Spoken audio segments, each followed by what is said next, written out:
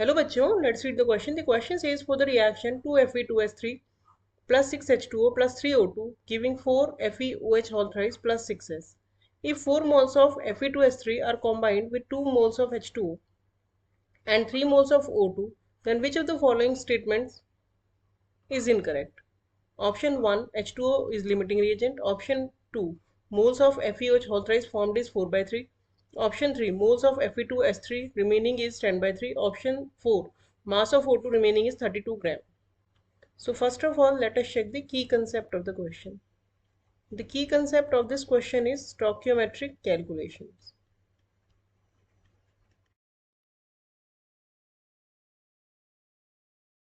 Calculations are basically the calculation based on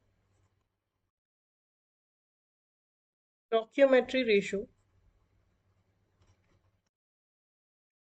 of reactants and products in balanced chemical equation.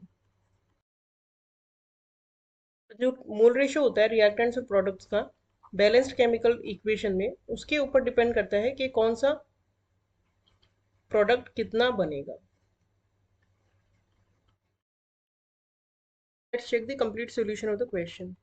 तो यहाँ पे जो हमें इक्वेशन दी है वो दी है 2Fe2S3 reacting with 6H2O and 3O2 giving 4 molecules of 4 moles of FeOH whole thrice and 6 sulfur atoms. ये तो हमारी बैलेंस्ड केमिकल इक्वेशन है. तो इसके हिसाब से अगर 2 मोल्स ऑफ Fe2S3 होंगे तो 6 मोल्स ऑफ वाटर चाहिए और 3 मोल्स ऑफ ऑक्सीजन, तब हमें 4 moles of FeOH whole thrice बनेंगे और 6 मोल्स बनेंगे सल्फर एटम के. क्वेश्चन में जो गिवन मोल्स हैं वो हैं कि अगर हम 4 मोल्स Fe2S3 के लिए और 2 मोल्स वाटर के लिए और 3 मोल्स ऑक्सीजन के लिए, तो हमें क्वेश्चन पूछा गया है यहाँ पे. लेकिन आप अगर हम देखें तो 4 मोल्स ऑफ Fe2S3 के लिए हमें जो रिक्वायर्ड कंडीशन होगी वो होगी 12 moles of water and 6 moles of oxygen. लेकिन सबसे कम जो हमारे पास प्रेजेंट है वो है वाटर, क्योंकि 12 के प्लेस पे हमें सिर्फ 2 मोल्स ऑफ वाटर ही मिला है. तो दैट मीन्स वाटर जो हो जाएगा वो हो जाएगा लिमिटिंग रिएजेंट. लिमिटिंग रिएजेंट्स वो होते हैं जो कि नॉर्मल जितनी हमें बैलेंस केमिकल इक्वेशन के हिसाब से चाहिए होते हैं उसके कंपैरिजन में बहुत कम प्रेजेंट होते हैं, और वो जो है वो लिमिट करते हैं रिएक्शन को कितनी हो पाएगी, क्योंकि सबसे कम मोल्स इसी के प्रेजेंट है. तो यही डिसाइड करेगा, सबसे कम मोल मीन्स रेशियो में सबसे कम मोल इसी के प्रेजेंट है, तो ये डिसाइड करेगा कि which product will formed in how much amount. अब हम इसको स्टैंडर्ड मान के चलते हैं. तो अगर 6 मोल्स होते हैं वाटर के तो हमें कितने मोल Fe2S3 के चाहिए थे? 2 मोल्स. और 3 मोल्स चाहिए थे हमें ऑक्सीजन के. लेकिन अब हमारे पास 2 मोल्स हैं तो हमारे पास पहले से 1/3 है. तो सभी चीजें हमारी 1/3 बनेंगी, चाहिएंगी और 1/3 ही बनेंगी. तो हमारे 1/3 हमें चाहिएगा Fe2S3, 1/3 ही हमें चाहिएगा ऑक्सीजन, 1/3 ही हमारा बनेगा FeOH होल थ्राइस एंड 1/3 ही हमारा बनेगा सल्फर. ये हमारा रिक्वायर्ड और फॉर्म्ड का रेशो है जो हमारे अमाउंट दी है उससे.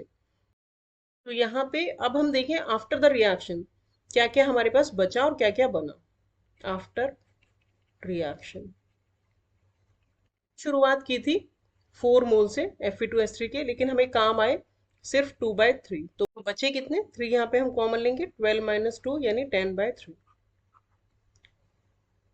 वाटर लिमिटिंग रिएजेंट था, जो लिमिटिंग रिएजेंट होते हैं वो कंप्लीटली खत्म हो जाते हैं, क्योंकि 2 मोल्स लिए थे, 2 मोल्स काम आ गए, तो ये 0 मोल बचा. एंड ऑक्सीजन के हमने लिए थे 3 मोल्स, हमें काम आए सिर्फ 1 मोल्स, तो यहाँ पे इसके बचे 3 - 1 यानी कि 2 मोल्स. और इसके हमारे बनेंगे FeOH होल थ्राइस के 4/3 मोल्स और सल्फर के बनेंगे 2 मोल्स. अगर हम देखें हमारे दिए हुए ऑप्शंस में से, तो पहला करेक्ट है क्योंकि H2O लिमिटिंग रिएजेंट है। Moles of FeOH whole thrice 1ab4/3 है। मोल्स ऑफ Fe2S3 रिमेनिंग है 10/3। और O2 का हमारा कितना मास रिमेनिंग है?